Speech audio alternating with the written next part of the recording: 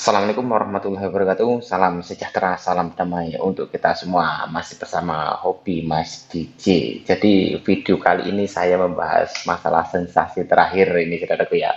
Jadi banyak sekali kita ini sudah di tahap mana? Apakah sensasi yang saya rasakan ini sudah di akhir atau saya masih di tahap menengah atau saya masih di fase awal? Nah, ini bagi Anda yang mungkin sudah banyak menerapkan cara-cara yang saya sarankan, insya Allah Anda sudah ada di tahap ini.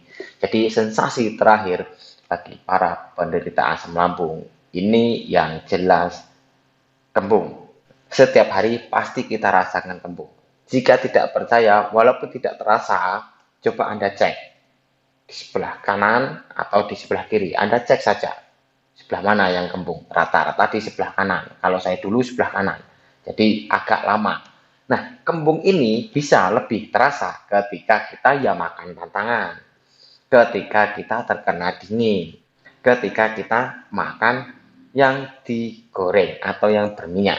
Apapun itu, ketika yang berminyak itu membuat efek kembung.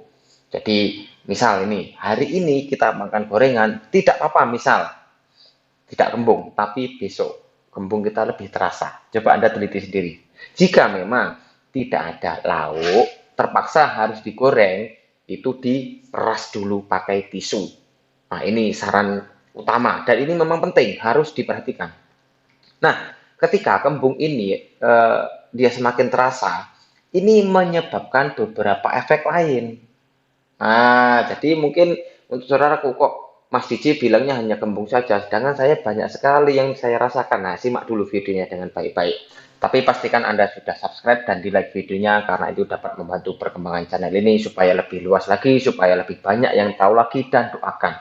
Mudah-mudahan berkah dan bisa menjadi jalan kesembuhan untuk kita semua. Amin ya rabbal alamin. Jadi beberapa efek yang ditimbulkan dari kembung ini di antaranya itu nafas tidak plong. Nah, jadi nafas tidak plong ini termasuk sensasi terakhir dan ini lama. Nah, ketika Anda yang baru sebulan atau 2 bulan itu merasakan sudah enak, misalkan Anda sudah menerapkan cara-cara yang saya sarankan, Anda sudah membaik. Baru 1 bulan atau 2 bulan kok nafas tidak plong ini masih sering muncul, ya jangan panik. Karena ini memang sensasi paling lama. Saya loh, target saya di 464 kan saya jelaskan, saya 8 bulan menargetkan, itu saja masih sering merasakan nafas tidak plong. Ketika saya mengeluarkan tenaga, ketika saya salah makan, ketika saya terbawa emosi, ketika saya merasa terlalu dingin. Dan kadang-kadang juga setelah makan pun masih kadang-kadang nafas tidak plong. Nah, maka dari itu ketika makan jangan terlalu kenyang, sedikit-sedikit, gampang nambah lagi. Kalau kira-kira dirasa sudah kenyang ya sudah, daripada nafas kita nanti tidak plong. Ketika kita harus bekerja dan kita makan dengan agak kenyang atau kita aktivitas lain setelah kita makan kenyang, maka nafas tidak plong ini lebih cepat muncul. Terus selain nafas tidak plong, sensasi terakhir juga yang diakibatkan oleh kembung ini, dada berat. Jadi dada berat itu merupakan sensasi terakhir setelah leher terasa mengganjal. Jadi ketika Anda yang merasakan leher masih mengganjal, itu Anda belum di tahap akhir, Anda masih di tahap menengah, Anda masih di masa penyembuhan. Nah, jadi ketika Anda masih sering merasakan eh, leher mengganjal, itu masih lama. Nanti ketika Anda sudah hilang rasa mengganjalnya, berat di dada itu akan muncul. Nah, ketika Anda yang mungkin merasakan dua-duanya, ya berarti Anda masih harus terus rutin, harus tetap disiplin. Terus selain dada berat, kadang-kadang seperti ada yang mengganjal di dada, ini efek dari kembung ini ya kadang-kadang eh, mata sering berkunang-kunang. Jadi ketika kembung ini terasa, misalnya gini, kadang-kadang beberapa yang saya sebutkan ini datang bersamaan. Setelah kita mengeluarkan tenaga, kita merasakan nafas tidak plong, dicampur dada berat, dicampur kunang-kunang. Ini sangat sering saya alami ketika saya baru-baru mau sembuh. Nah, maka dari itu jangan buru-buru merasa sembuh, santai saja. Nanti kalau memang sudah sembuh betul ya sembuh. Bisa ngopi seperti saya tanpa cemas. tanpa kembung, mantap sambil menyimak. Jadi anggap-anggap kita ngobrol, santai saja, kita sama. Nah, efek kembung yang lain itu nyeri rusuk. Jadi pernah saya jelaskan di part 23. Itu nyeri rusuk, kadang di kanan, kadang di kiri, kadang dua-duanya. Nah, ini ketika kita duduk kelamaan atau terkena dingin, itu lebih terasa. Nyeri kadang-kadang sampai panas, kadang-kadang sampai sakit di tulang rusuk. Nah, ini dulu saya mengalami itu lama, berbulan-bulan. Ketika Anda sudah rutin, Anda sudah disiplin, dan Anda percaya dengan cara-cara saya, Anda terapkan sesuai dengan kondisi Anda, insya Allah Anda bisa sembuh seperti saya. Amin, ya rabbal alamin. Nah, saya doakan. Terus, efek kembung yang lain adalah detak jantung tidak beraturan atau seperti gangguan irama jantung. Ini masih sering kadang-kadang muncul. Ketika kita mengeluarkan tenaga, ketika kita salah makan, ketika kita terkena dingin, atau ketika kita emosi, atau kita jalan kecapean misal, maka akan terasa jantung seperti berdebar, dicampur sesak, dicampur nafas tidak plong, dicampur kadang keliengan, dicampur kadang ada yang sampai kunang-kunang. Nah, kadang juga ada yang sampai pandangan seperti gelap, seperti mau jatuh. Nah, itu masih sering saya rasakan. Nah, itu sebetulnya kalau Anda eh, meneliti, itu ya karena memang efek dari asam lambung yang kita derita memang belum sembuh. Nah, jadi ketika Anda masih merasakan itu, kita berarti masih di tahap akhir. Kita belum belum berakhir, belum selesai perjuangan kita. Masih harus kita lanjutkan. Ketika nafas tidak plong, nafas atau nafas pendek atau nafas ngos-ngosan ini muncul, ini tipsnya. Jangan Anda memberhentikan nafas. Jadi ketika nafas ditarik tidak plong, atau nafas pendek, atau kita agak ngos-ngosan, itu seolah-olah memang ingin berhenti. Tetapi ketika kita tahan nafas kita, nah, nanti ketika kita ingin menariknya, maka seperti rasanya tidak mau ditarik, seperti mau berhenti. Begitu. Saya beberapa kali mengalami hal seperti itu. Nah, waktu saya belum seberapa tahu dulu, belum saya teliti sendiri, itu sampai keringat dingin. Saya sampai takut sekali. Wah, ini mengapa ini? Wah, jangan-jangan mau mati mendadak ini. Nah, saya sempat berpikir seperti itu. Kenapa? Memang saking paniknya. Nafas berhenti, ditarik tidak mau loh. Siapa yang nggak panik? Tetapi ketika kita sudah tahu, itu membuat kita ketawa nanti. Nah, coba Anda rasakan sendirilah. Ketika Anda sudah bernafas biasa, sendawakan. Nah, ketika kita sudah sering sendawa, tapi jangan dipaksa. Sendawa itu kita harus sering-sering sendawa. Tetapi jangan dipaksa. Kalau tidak bisa, kalau kita paksakan sendawa, nanti kita bisa muntah. Nah, jadi tetap kita sendawakan ketika memang sudah habis, nah itu akan lega, bisa tarik panjang lagi. Walaupun nanti 2 menit atau 3 menit kemudian nafas pendek itu atau nafas tidak plong itu muncul lagi, tetapi lebih ringan. Nah, tetap salahnya sama, tetap kita bernafas pelan-pelan. Nah, setelah itu sendawakan. Minum air setengah gelas cukup. Terus kemudian efek dari kembung ini, ketika kembung ini lebih terasa, ini sampai ke punggung. Jadi sampai ke area pinggang. Nah, saya merasakan ini cukup lama. Selain dari memang posisi tidur kita memang kan harus menyender, ini juga nyeri punggung disebabkan oleh kembung yang uh, setiap hari kita rasakan. Nah, ketika kembung itu lebih terasa, bisa Anda teliti sendiri. Ketika yang mungkin sampai ke nyeri rusuk atau tidak sampai ke nyeri rusuk, tapi ketika kembung itu sangat terasa, ketika terkena dingin atau ketika kita salah makan, maka sampai punggung ini biasanya akan terasa juga. Nah, ini kadang-kadang memang membuat kita panik. Karena apa? Nyeri punggung. Taunya orang kan di punggung, di pinggang ini, area sini ginjal. Nah, apa gangguan ginjal? Kok saya sering nyeri di atas pinggang? Apa saya ini kurang minum apa bagaimana. Nah, padahal memang efek dari kembung.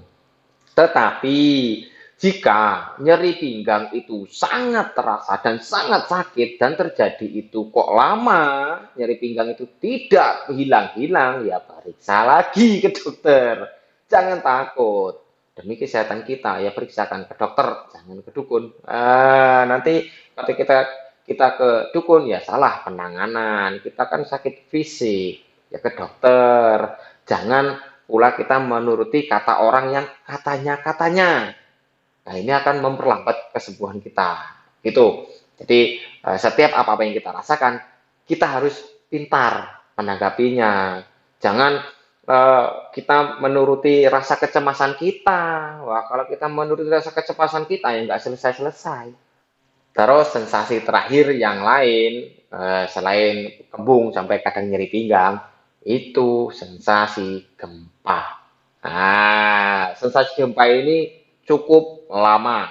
Jadi ketika Anda sudah merasa enakan pun, sudah merasa sehat, makan pantangan pun Anda sudah biasa saja, sensasi gempa ini masih kadang-kadang muncul. Jadi ketika kita duduk, apa kita sambil pegang handphone, atau kita sambil ngobrol, atau kita sambil ngapain ketika duduk, seperti bergoyang. Seperti kayak ada gempa bumi. Ini masih sering muncul. Jadi ketika Anda merasakan itu, jangan cemas. Terus keliengan atau sempoyongan atau seperti vertigo. Nah, bagi Anda yang merasakan keliengan, keliengan ini akan muncul seperti yang saya ceritakan di part 67. Ini biasanya ya berbarengan ketika nafas tidak plong, terus nafas pendek, jantung berdebar, terus kita telat makan, atau ketika kita telat makan sampai bergetar, kadang-kadang sampai keliengan, atau ketika kurang tidur, atau ketika kita bangun mendadak dari duduk, atau bangun mendadak dari kita berbaring. Nah, biasanya kelingan ini terasa. Jadi, ketika Anda merasakan itu, jangan cemas. Berarti memang kita belum sembuh. Di part 67 ya saya bilang seperti itu kan. Ketika kita memang belum sembuh, ya kelingan ini tetap hilang timbul. Terus sensasi yang terakhir yang lain ini sering sendawa tetapi sudah tidak mengganjal. Nah, hanya mungkin yang seperti yang saya bilang tadi di awal video tadi, rasa berat di dada atau rasa ganjalnya itu di dada, bukan di leher lagi.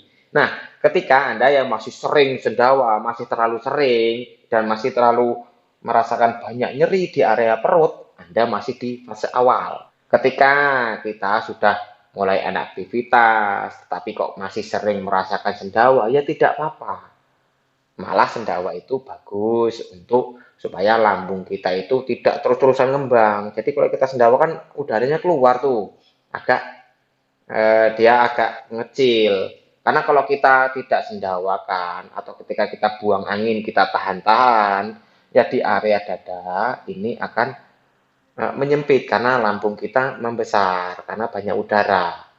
Ketika lambung ini membesar, nah ini yang saya bilang tadi, ini yang menyebabkan deg-degan, yang menyebabkan napas pendek, yang menyebabkan dada berat, yang menyebabkan ngos-ngosan, nafas tidak plong, nyeri-nyeri di area punggung. Ya ini gara-gara lambung kita membesar karena kembung. Paham ya? Jadi ketika kita sudah sembuh itu ya, seperti orang normal, orang sehat, ketika dia berlari, setelah berlari, istirahat, ngos-ngosan, ya deg-degan, tetapi deg-degannya itu memang deg-degan karena capek, karena memang membutuhkan oksigen. Lah kita jalan 20 meter, berlari 20 meter saja, berhenti, langsung, napas langsung pendek. Nah, itu bedanya. Karena ya memang kita belum sembuh. Terus sering buang angin, ya ini gandengan, sering sendawa dan sering buang angin. Sering buang angin ini memang merupakan tanda-tanda kalau kita itu sudah mulai-mulai membaik. Ini sering buang angin. Anda ketika di fase penyembuhan, ini ya sudah sering buang angin, beda dengan fase awal. Sulit untuk buang angin. Kadang-kadang BAB saja masih tidak lancar. Nah, jadi ketika Anda yang sudah sering buang angin, maka ya bersyukur. Itu sudah menunjukkan suatu kemajuan. Dan untuk bedanya ketika kita sudah di fase akhir atau kita di fase penyembuhan, buang angin ini ketika kita di fase akhir, buang angin ini sudah bisa kita tahan.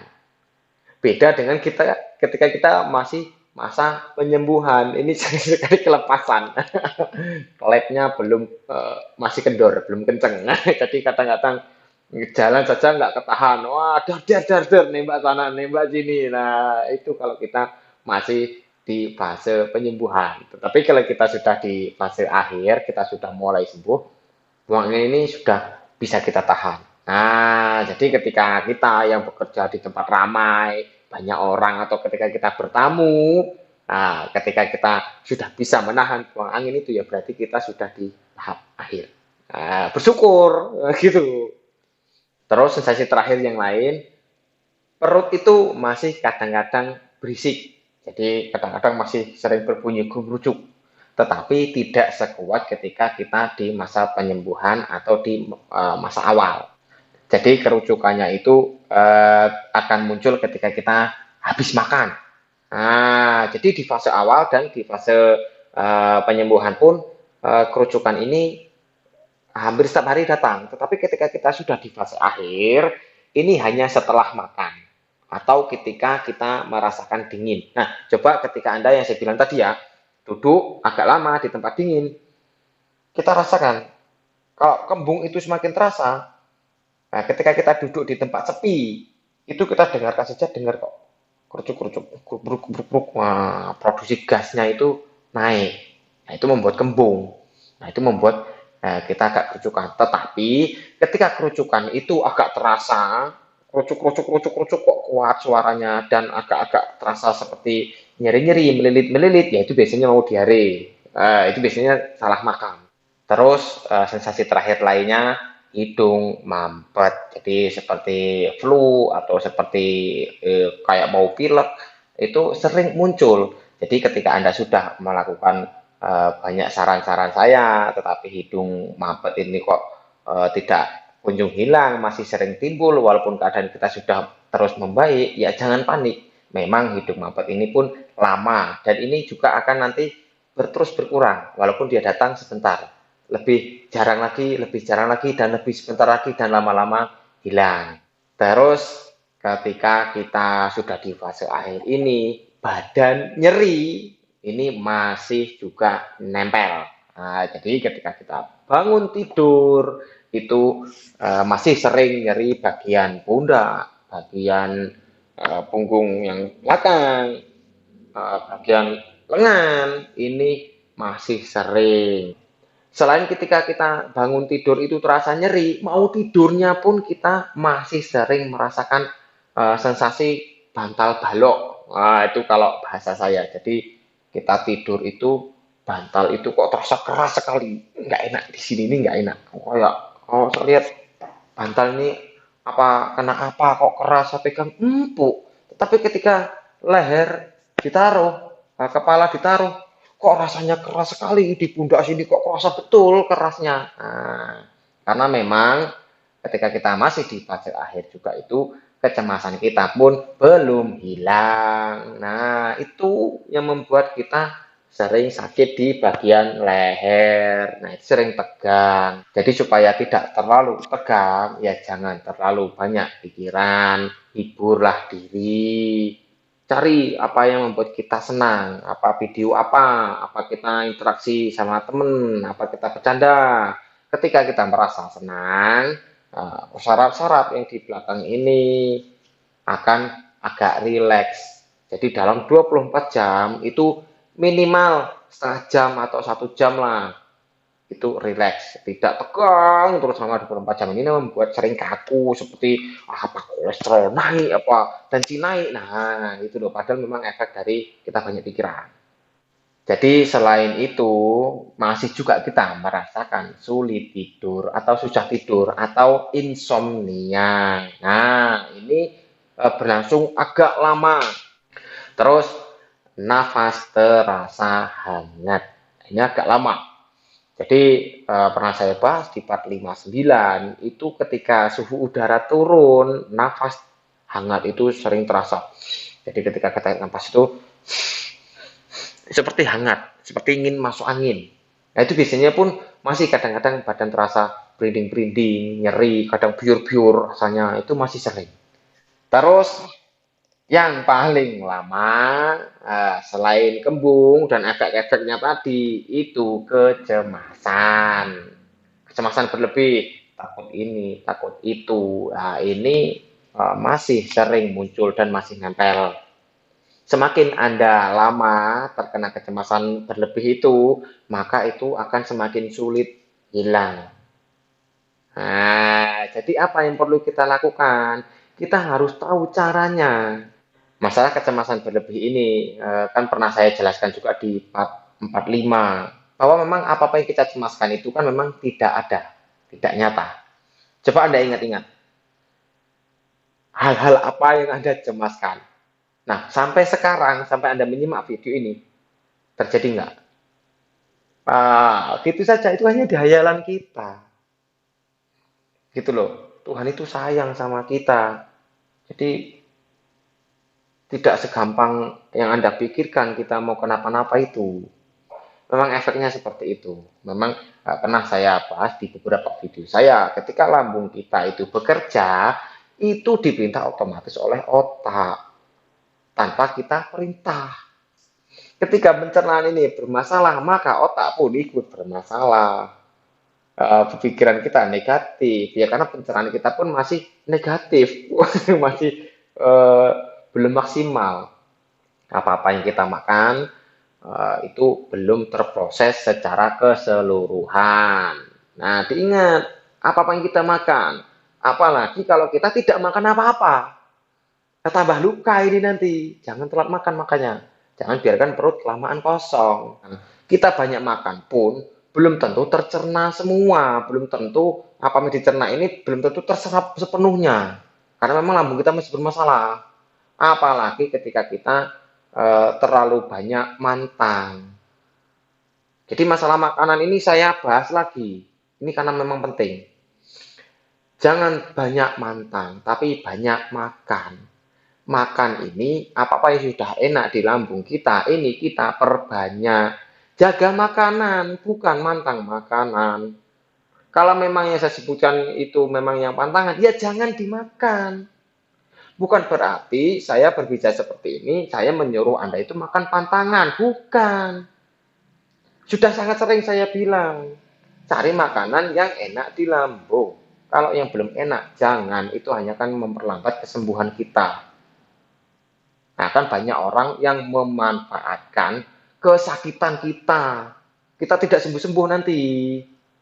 Harus Anda pahami seperti itu. Ini belak-belakan loh saya bilang. Banyak sekali yang memanfaatkan orang asam lambung ini. Karena memang sembuhnya lama. Sudah berapa kali loh saya bilang. Kita itu sembuhnya bertahap. Lama.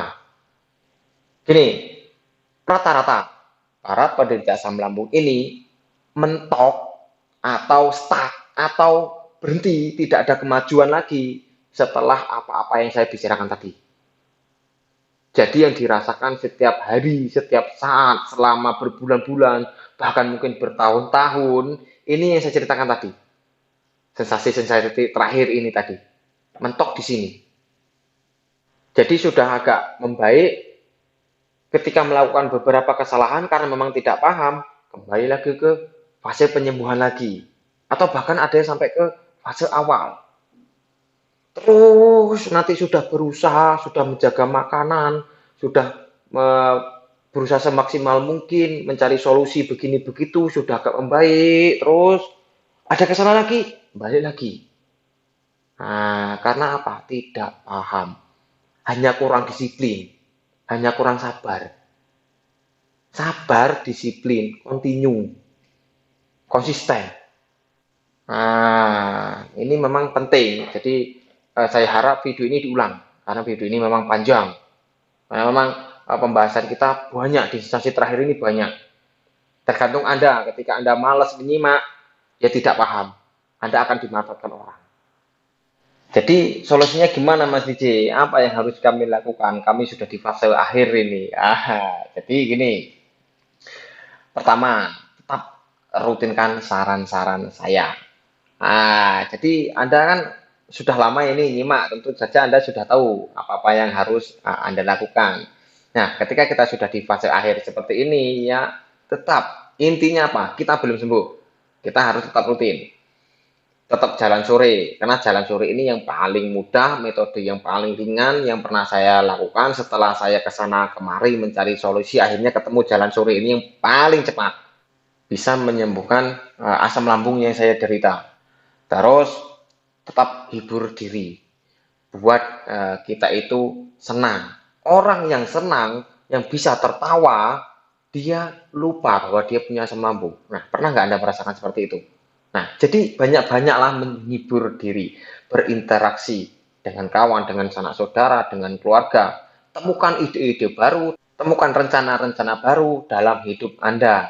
Simak di part 60. Nah, itu ada beberapa contoh kegiatan-kegiatan yang bisa kita lakukan yang mendukung kesembuhan kita.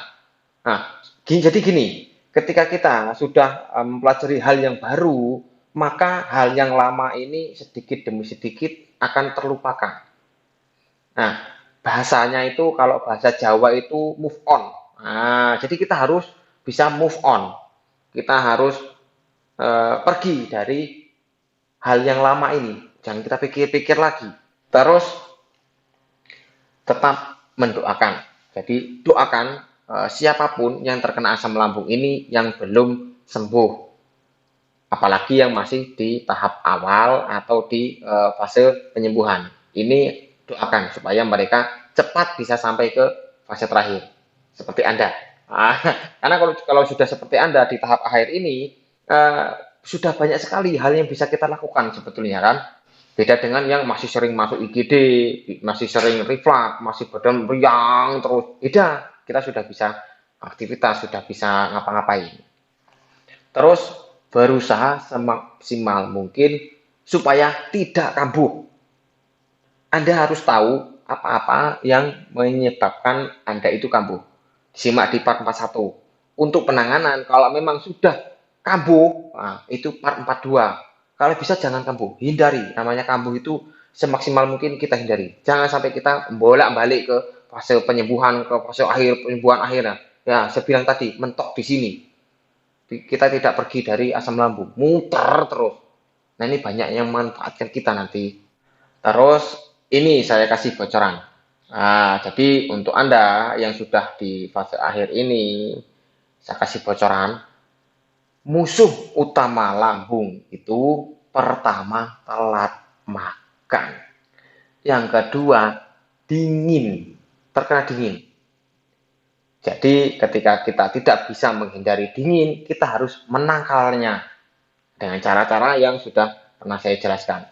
Terus yang ketiga, kurang bergerak. Nah, ini ketika kita kurang bergerak, maka yang muncul stres. Stres akan memicu asam lambung naik. Jadi tetap jangan telat makan, tetap hindari dingin, tetap bergerak. Sudah sangat sering saya bilang ketika kita kurang bergerak, apalagi sore, itu sensasi kan banyak muncul.